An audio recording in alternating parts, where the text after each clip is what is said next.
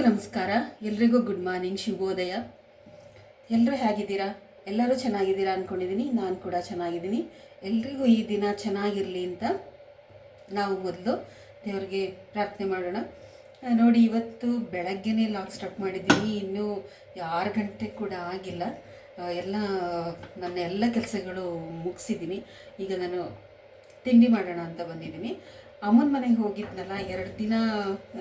ನೀವು ನನ್ನ ವಿಡಿಯೋ ನೋಡಿರಬೇಕು. ನನ್ನ ಮನೆಯಲ್ಲಿ ನಾನು ಇರಲಿಲ್ಲ, ತರಕಾರಿಗಳಿಲ್ಲ. ಅದಕ್ಕೆ ನಾನು ಏನು ಮಾಡಿದ್ದೀನಿ, ಇವತ್ತು ಕರಿಬೇವಿನ ರೈಸ್ ಅಥವಾ ಕರಿಬೇವಿನ ಸೊಪ್ಪಿನ ಚಿತ್ರಾನ್ನ ಮಾಡೋಣ ಅಂತ. ಚಿತ್ರಾನ್ನ ಅನ್ಬೋದು, ರೈಸ್ ಅನ್ಬೋದು, ಏನಾದರೂ ಹೇಳ್ಬೋದು. ತುಂಬಾ ಒಳ್ಳೆಯದು. ಅದನ್ನು ಮಾಡೋಣ ಅಂತೇಳಿ ಅನ್ನನ ಕುಗ್ಸಿ ರೆಡಿ ಮಾಡ್ಕೊಂಡಿದ್ದೀನಿ. ಇವಾಗ ಅದನ್ನು ಹೇಗೆ ಮಾಡೋದು ಅಂತ ಹೇಳಿ ನಾನು ತೋರಿಸ್ತೀನಿ.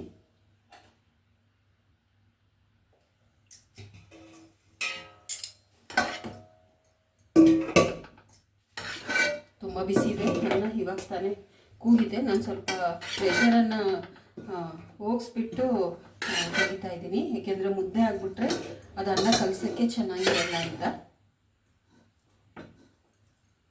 ನೋಡಿ, ಮನೆಯಲ್ಲಿ ತರಕಾರಿ ಇಲ್ಲ, ಏನೂ ಇಲ್ಲ ಅಂತ ಅಂದಾಗ ಏನಾದರೂ ಒಂದು ನಾವು ಮಾಡೋದನ್ನು ಕಲ್ತ್ಕೊಂಡಿರಬೇಕು. ಇಲ್ಲ ಅಂತಂದರೆ ಬೆಳಗ್ಗೆ ಹೊತ್ತು ಮಕ್ಕಳನ್ನೆಲ್ಲ ಸ್ಕೂಲಿಗೆ ಕಳ್ಸೋದಕ್ಕೆಲ್ಲ ಕಷ್ಟ ಆಗ್ಬಿಡುತ್ತೆ. ಏನು ಮಾಡೋದು ಅಂತ ರಾತ್ರಿ ತುಂಬ ಲೇಟಾಗಿ ಬಂದೆ ನಾನು. ಇನ್ನು ಇವತ್ತೆಲ್ಲ ತಂದ್ಕೋಬೇಕು. ಅಲ್ಗೂ ಅಮ್ಮ ಇದನ್ನು ಗೊಜ್ಜು ಮಾಡಿ ಕೊಟ್ಬಿಡ್ತೀನಿ ನಿಮಗೆ ಅಂತ ಅಂದಿದ್ರು. ಬಿಡಮ್ಮ, ಬೇಡ, ನಾನೇ ಮಾಡ್ಕೊಳ್ತೀನಿ ಅಂತ ಅಂದೆ. ಇವಾಗ ಅನ್ನನ ಹಾರಾಕೊಂಡಿದ್ದೀನಿ. ಈಗ ಚಿತ್ರಾನ್ನಕ್ಕೆಲ್ಲ ರೆಡಿ ಮಾಡ್ಕೊಳ್ಳೋಣ. ನೋಡಿ, ಒಂದು ಬಾಣಲಿನ ಇಟ್ಕೊಂಡಿದ್ದೀನಿ ನಾನು. ಅದಕ್ಕೆಲ್ಲ ತೋರಿಸ್ಬಿಡ್ತೀನಿ ಏನೇನು ತೊಗೊಂಡಿದ್ದೀನಿ ಅಂತ. ಮೆಣಸಿನ್ಕಾಯಿ ತೊಗೊಂಡಿದ್ದೀನಿ, ಒಣಮೆಣಸಿನ್ಕಾಯಿ, ಮತ್ತು ಉದ್ದಿನಬೇಳೆ, ಕಡಲೆಬೇಳೆ, ಜೀರಿಗೆ, ಆಮೇಲೆ ಸ್ವಲ್ಪ ಕೊಬ್ಬರಿ ತುರಿ. ಕರಿಬೇವಿನ ಸೊಪ್ಪಿನ ಒಂದು ರೈಸ್ ಆಗಿರೋದ್ರಿಂದ ಕರಿಬೇವಿನ ಸೊಪ್ಪನ್ನ ಜಾಸ್ತಿ ತೊಗೊಂಡಿದ್ದೀನಿ. ಇದಿಷ್ಟು ನಾನು ಹುರ್ಕೊಳ್ತೀನಿ.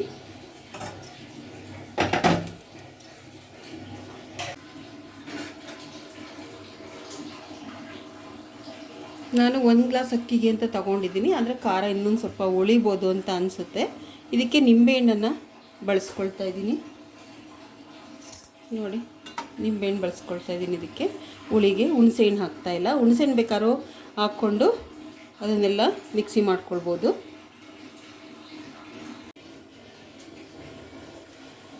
ನೋಡಿ, ಎಣ್ಣೆ ಹಾಕ್ಕೊಂಡಿದ್ದೀನಿ ಸ್ವಲ್ಪ. ಇವಾಗ ನಾನು ಕಡಲೆಬೇಳೆ ಹಾಕ್ಕೊಳ್ತಾ ಇದ್ದೀನಿ. ಸ್ವಲ್ಪ ಇದನ್ನು ಹುರ್ಕೊಳ್ಳೋಣ. ನೋಡಿ, ಇಷ್ಟು ಬಿಸಿ ಆದಮೇಲೆ ಇದಕ್ಕೆ ಡ್ರೈ ರೋಸ್ಟ್ ಬೇಕಾದರೂ ನೀವು ಮಾಡಿ ಎತ್ತಿಟ್ಕೊಳ್ಬೋದು. ಉದ್ದಿನಬೇಳೆನ ಹಾಕ್ಕೊಳ್ತಾ ಇದ್ದೀನಿ.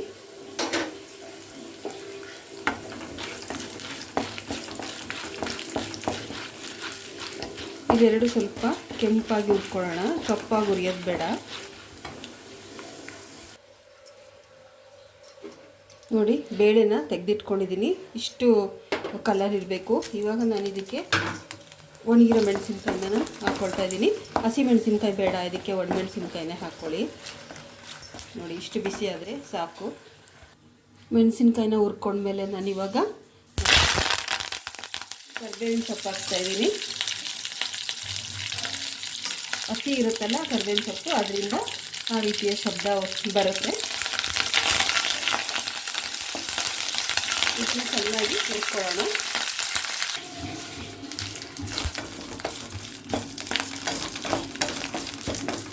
ನೋಡಿ, ಇಷ್ಟು ಹುರಿದಾದ್ಮೇಲೆ ನಾನೇನು ಮಾಡ್ತೀನಿ, ಇದಕ್ಕೆ ಜೀರಿಗೆನ ಹಾಕ್ಕೊಳ್ತೀನಿ.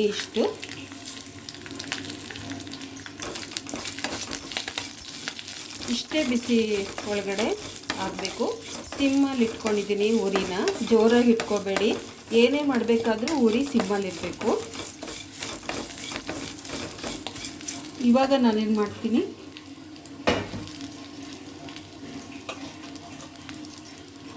ನೋಡಿ, ಕೊಬ್ಬರಿ ತುರಿನ ಇದಕ್ಕೆ ಹಾಕ್ಕೊಳ್ತೀನಿ. ಲಾಸ್ಟಲ್ಲಿ ಹಾಕೋದೇನು ಬೇಡ, ಅದು ಅನ್ನಕ್ಕೆಲ್ಲ ಚೆನ್ನಾಗಿ ಬೆರೆತ್ಕೊಳ್ಳುತ್ತೆ. ಹೀಗೆ ಬೆರೆಸೋದ್ರಿಂದ ಅಷ್ಟು ಚೆನ್ನಾಗಿ ಅನಿಸಲ್ಲ. ನೋಡಿ ಇವಾಗ ನಾನು ಸ್ಟವ್ನ ಆಫ್ ಮಾಡ್ಕೊಂಡು ಬಿಡ್ತೀನಿ.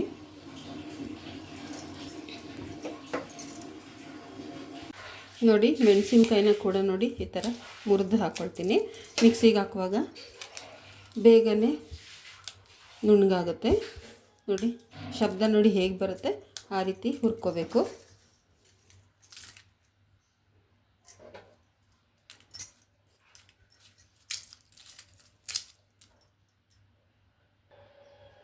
ಇವಾಗ ನಾನು ಜಾರ್ ಒಳಗಡೆಗೆ ನೋಡಿ ಬೇಳೆನ ಹಾಕ್ಕೊಳ್ತಾ ಇದ್ದೀನಿ, ಹುರಿದಿರೋದನ್ನು.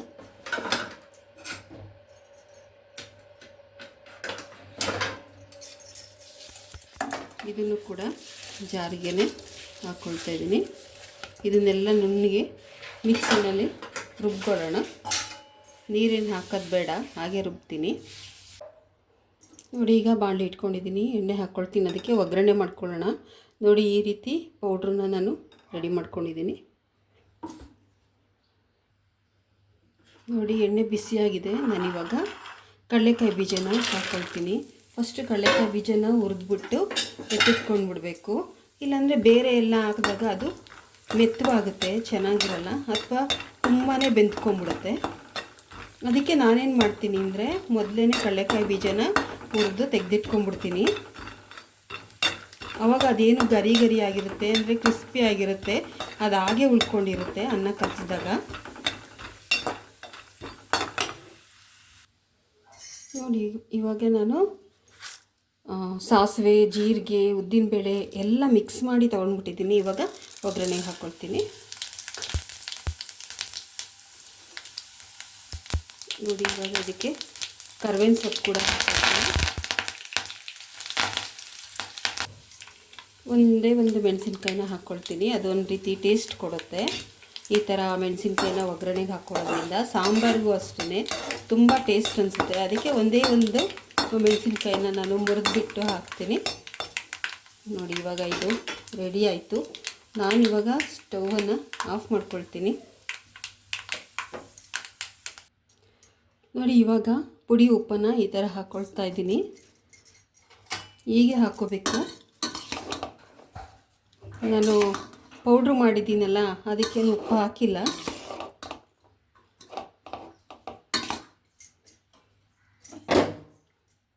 ಇವಾಗ ಏನು ಮಾಡ್ತೀನಿ ಅಂದರೆ ಒಗ್ಗರಣೆ ಮಾಡ್ಕೊಂಡಿದ್ದೀನಲ್ಲ, ನೋಡಿ ಇದನ್ನು ಇವಾಗ ಅನ್ನದ ಮೇಲೆ ಹಾಕ್ಕೊಳ್ಳೋಣ.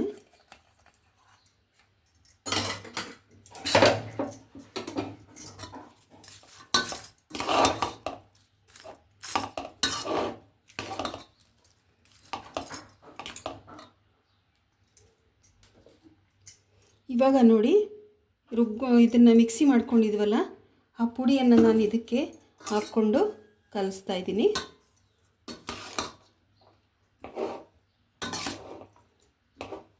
ಚೆನ್ನಾಗಿ ಮಿಕ್ಸ್ ಮಾಡ್ಕೋಬೇಕು. ನೋಡಿ ಇವಲ್ಲೇ ಕಡಲೆಕಾಯಿ ಬೀಜ ಕೂಡ ಹಾಕ್ಕೊಳ್ತಾ ಇದ್ದೀನಿ.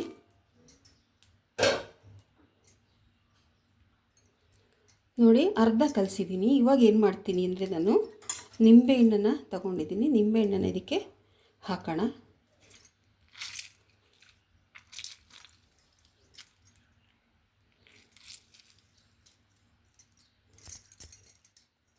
ಒಂದು ನಿಂಬೆಹಣ್ಣು ಹಾಕ್ತಾ ಇದ್ದೀನಿ ನಾನು.